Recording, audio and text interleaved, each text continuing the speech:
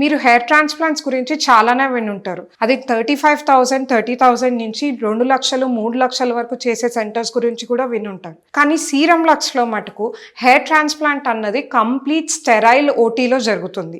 ఎందుకు ఇలా జరుగుతుంది అంటే ఎన్ఎంసీ గైడ్లైన్స్ ప్రకారం హెయిర్ ట్రాన్స్ప్లాంట్ అన్నది ఒక ఇన్వేసివ్ సర్జరీ. ఇలాంటి సర్జరీస్ అన్నది ఖచ్చితంగా ఒక స్టెరైల్ ఓటీలో ఒక anaesthesia doctor and dermatology doctor గైడెన్స్లో ట్రైన్డ్ స్టాఫ్తో మటుకే జరగాలి. ఇలాంటి కండిషన్స్ వల్ల మనకి ఏంటి అంటే 100% effective results, safe results, side effects almost జీరోకి మినిమైజ్ అయిపోతూ ఉంటాయి. ఇలా చేయకుండా అదే ప్రొసీజర్ని మనం ఒక చిన్న ఓపీ రూమ్లో కానివ్వండి ఆర్ డే కేర్ ప్రొసీజర్ లాగా చేసినప్పుడు మనం అక్కడ స్టెరిలైజేషన్ కానీ ఫ్యూమిగేషన్ కానీ సరిగ్గా తీసుకోకపోవటంతో పేషెంట్కి గ్రాఫ్ట్ రిజెక్షన్ అవ్వచ్చు.